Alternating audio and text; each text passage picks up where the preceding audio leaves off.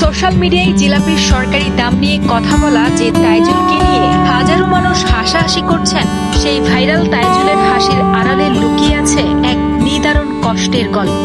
আমার মনে কষ্ট না পাই, মানে যখন আমার কষ্টগুলো বাঁচবে, আমার মনে আমার চোখে কোনো পানি না আসবে, তখন আমি দেখি মনে হচ্ছে আনন্দ দিয়ে। তিনি কোনো সাংবাদিক নন, অনেক ভুয়া সাংবাদিকদের মতো নিজেকে সাংবাদিক দাবিও করেন না তিনি, বরং তপ্ত রোদে ঘাম ছড়ানো এক নির্মাণ শ্রমিক কুড়িগ্রামের তাইজুল ইসলাম, যার ঘরে রয়েছে অসুস্থ ও শ্রবণ প্রতিবন্ধী মা বাবা আর ছোট ছোট ভাই বোন, এমনকি 8 সদস্যের পরিবারের অভাব দেখে স্ত্রীও চলে গেছেন তাকে ছেড়ে। বিয়ের সাথে বলতে করছিলাম 2 বছর আপনাকে বিয়ে করছিলাম, 4 মাস সংসার করছিলাম। আমার ফ্যামিলিতে সদস্য বেশি, আইসি ব্যয় বেশি, তখন টাকা না ঢুকলে যা কিছু হয় সবাই তো বুঝতে পারছে না। বউ আমার বিপদ হয়ে গেছে।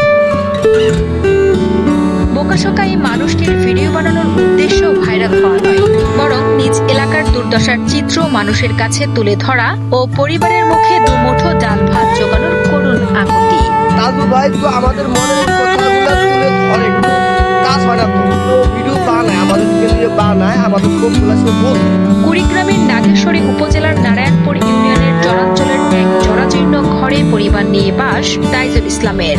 নদী ভাঙনের কবলে সর্বস্ব হারিয়ে এখন অন্যের জমিতে ঠাঁই নিতে হয়েছে তাদের। বাবা সিরাজ ফকির আর মা তাহেরা বেগম উভয়ই অসুস্থ এবং শ্রবণ প্রতিবন্ধী। বাপ টসা আর মাও টসা, ওইও গানে অংশ নেই, দুইটাই বোনক বিয়ে দিছে। খুব গরিব অসহায় মানুষ, মানুষের বাড়ির একদম একটু ঘরগুলি খেলায় আছে। পরিবারের বড় ছেলে হিসেবে 8 জনের সংসারের বোঝা বইতে তাইজুল পাড়ি জমান ঢাকা শহরে। ঢাকায় রাজমিস্ত্রির যোগালী হিসেবে হাড় ভাঙা খাটুনি তার নিত্য সঙ্গী। নিজের জীবনের এই সীমাহীন কষ্ট ভুলতেই শখের বসে মোবাইল কিনে ভিডিও তৈরি করেন বলে জানান তাইজুল। ছোটবেলা থেকে আমার মা মাটি কাটে, আমার অনেক কষ্ট। রাজমিস্ত্রি শ্রমিক হিসেবে কাজ করি আমি, ওই পেশায় এই পর্যন্ত কাজ করতে আছে। একটা মাসে 2500 1000 টাকা 500 টাকা যুগে 1.5 বছর 10,000 টাকা পাইছি। আর এদিকে সংসারও চালাচ্ছি, চাল ডালও কিনছি, এইভাবে ফোনটা কিনছি আমি। ফেসবুকে তাজু ভাই 2.0 নামে একটি পেজ আছে তার। সেখানে নিজের কষ্টের পাশাপাশি গ্রামের অবহেলিত চরের বঞ্চনার কথা নিজের মতো করে তুলে ধরেন তিনি। তার এই অভিনব উপস্থাপন ভঙ্গি অনেকের কাছে হাসির খোরাক জোগালে রাতারাতি ভাইরাল হয়ে যান তিনি। সন্ধ্যাবেলা দেখি একজন ফোন দিয়ে বললো তোমার পেজ ভাইরাল হয়ে গেছে। মনের ভিতরে অনেক খুশি, এদিকে খুশি এদিকে রাত্রে আবার চিন্তা ভাবনা আমার হলো বাড়িতে কাকে বলবো।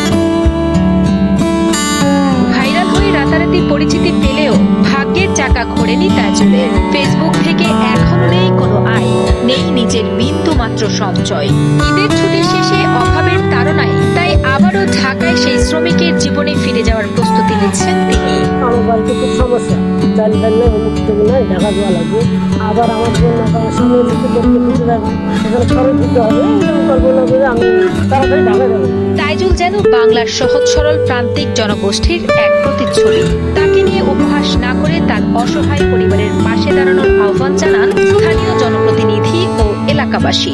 কিছু কিছু মানুষ কিন্তু ট্রোল করতেছে আসলে যে সে সাংবাদিক। ভাই আসলে সে সাংবাদিক না, সে কিন্তু একবারও বলেনি সে সাংবাদিক, সে কিন্তু এলাকা থেকে বলে। সে কারণে এলাকার সমস্যাগুলো তুলে ধরার চেষ্টা করতেছে। ভাইরাল আছে, এটা তো আমাদের জন্য অনেক শুভ, কারণ আমাদের এলাকার একজন এই ছেলে ভাইরাল হবে, এর চেয়ে আনন্দের বিষয় আর কি আছে।